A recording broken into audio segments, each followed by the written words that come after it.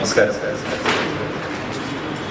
ആദ്യം തന്നെ AD എന്ന് പറയുന്ന ഈ ചിത്രത്തിനെതിരെ എല്ലാവിധ ആശംസകളും അറിയിക്കുന്നു.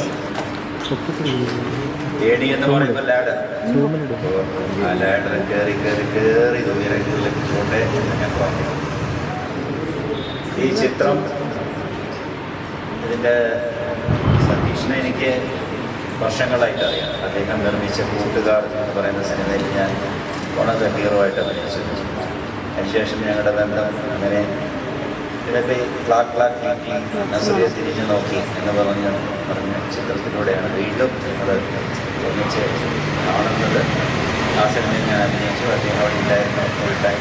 ആ ചിത്രത്തിൻ്റെ ഡിസൈനറാണ്. ഇപ്പോൾ ഇതിലേക്ക് വന്ന് നിൽക്കുമ്പോൾ ഈ സിനിമ ശരിക്കും പറഞ്ഞാൽ വിഷ്ണു അദ്ദേഹത്തിൻ്റെ ഒരു ഫിലിമാണ്. ഒരു കലാ സംവിധാനം ചെയ്യുന്ന ഒരാൾക്ക് തീർച്ചയായിട്ടും കലയായിട്ട് വളരെ അടുത്ത് നിൽക്കുന്ന ഒരാളാണ്. അപ്പോൾ അദ്ദേഹത്തിന് തീർച്ചയായിട്ടും ഒരു നല്ല സിനിമ ചെയ്യാൻ സാധിക്കും. അതിൻ്റെ ഉദാഹരണമാണ് രണ്ടുപേര്. IV ശശി, അദ്ദേഹം ആർട്ട് ഡയറക്ടറായിരുന്നു. അതുപോലെ തന്നെ ഭരൻ ആർട്ട് ഡയറക്ടറായിരുന്നു. ഒരുപാട് നല്ല സിനിമകൾ നമുക്ക് കാഴ്ചവെച്ചു. തീർച്ചയായിട്ടും ഈ സിനിമ സക്സസ്ഫുൾ ആവട്ടെ. അവിടുന്ന് തുടർന്ന് ഒരുപാട് സിനിമ ചെയ്യാനുള്ള ഭാഗ്യമുണ്ടാവട്ടെ. പിന്നെ എല്ലാവർക്കും ഈ ചിത്രത്തിൻ്റെ പിന്നിൽ പ്രവർത്തിക്കുന്ന എല്ലാവർക്കും എൻ്റെ അഭിനന്ദനങ്ങളും ആശംസകളും ഒക്കെ അറിയിക്കുന്നു. എല്ലാവിധ ഐശ്വര്യങ്ങളും ഉണ്ടാവട്ടെ.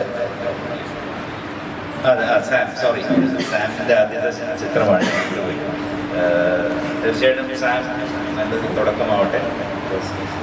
ഇത്തരം പ്രൊഡ്യൂസേഴ്സ് ഉണ്ടെങ്കിൽ മാത്രമേ സിനിമ ഉണ്ടാവുള്ളൂ.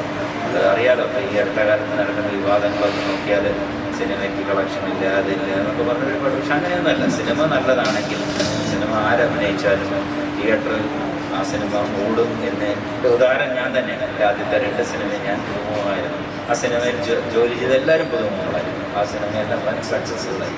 തീർച്ചയായിട്ടും അതുപോലെ സക്സസ് ഈ ചിത്രത്തിന് ഉണ്ടാവട്ടെ. മറ്റ് പ്രൊഡ്യൂസേഴ്സ്, എക്സിക്യൂട്ടീവ് പ്രൊഡ്യൂസേഴ്സ് ഒക്കെ അവിടെയുണ്ട്. എല്ലാവർക്കും എല്ലാവിധ ഐശ്വര്യങ്ങളും ഉണ്ടാവട്ടെ. ഇതിൽ അഭിനയിക്കുന്നവർക്കും എല്ലാവിധ ഐശ്വര്യങ്ങളും ഉണ്ടാവട്ടെ. ഒരുപാട് സിനിമകൾ വരട്ടെ. സക്സസ്ഫുൾ ആണെന്ന് പ്രാർത്ഥിക്കുന്നു. Thank you.